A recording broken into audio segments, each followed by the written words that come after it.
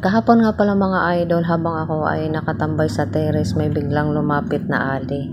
Nanghihingi siya guys ng tulong. Kasi nga daw sila ay nasunugan sa Southville, Kaingin, Santa Rosa. Nung November 6 pa guys. Ayan. At hindi lang din sa akin lumapit, pumunta pa sa iba't ibang bahay. Aning kasi kami dito bahay guys. Ang tawag dito sa amin ay pathway. Ayan. Ikot-ikot si ate. Yung iba naman kasi dyan guys, nakasarado yung bahay gawa ng nasa kanilang trabaho. Ako naman guys, kararating ko lang din galing sa pamamasyal. Nag-jogging ako kasi nga 2 days na ako walang pasok. Alam mo naman sa amin pagka ganito seasonal, pagdating ng January, pailan-ilan na lang yung pasok namin. Schedule na alternate kung sino yung kailangan pumasok, ganon sa amin. Sabi ko kay ate, kung wala naman po akong maibibigay sa inyong pera kasi ilang araw lang din naman yung sinahod ko. Gawa ng katatapos lang din naman ng New Year guys, di ba? Start ulit tayo sa paghahanap buhay. Kaya sabi ko sa kanya, kung gusto mo, damit na laang yung maibibigay ko sa iyo.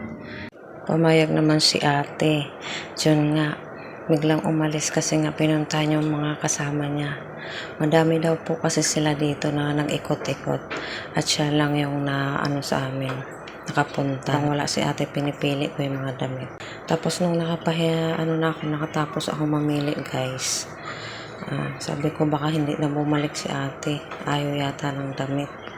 Kaya ayan, naglinis na ako ng bahay at itinabi ko ulit yung mga damit na pinamili ko.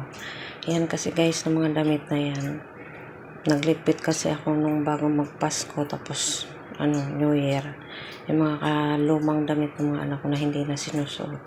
Ayan yun. Yung iba nga guys, pinamigay ko na sa mga katrabaho ko, yung ibang mga palda.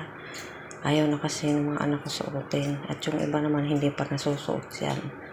Tayong bunso ko ng mga palda maiksi. At yung iba naman yan guys, yung dati kong tindang ukay-ukay. Yung ukay-ukay na yan kasi dati, dala yan ng kumari ko. Pinatinda sa akin. Gawa nang yung mga damit na yan galing Amerika. Kaya yung iba niyan guys, may mga presyo pa. Dinikita namin ng presyo para nga hindi malito.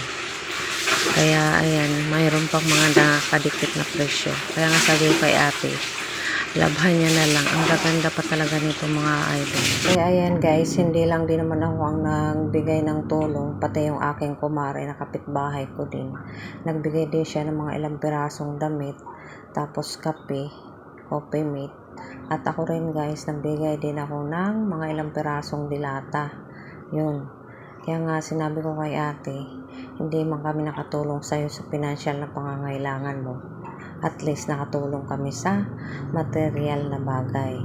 Kaya guys, sa atin talaga mga Pilipino, nasa puso na talaga natin na tumulong sa kapwa. Kung sino yung nangangailangan ng tulong, di ba? Ayan, tutulong tayo sa abot ng ating makakaya. Kaya guys, kung nagustuhan nyo tong aking video, paki-follow na lang din at paki-share na lamang po. And God bless po sa ating lahat. And thank you for watching guys.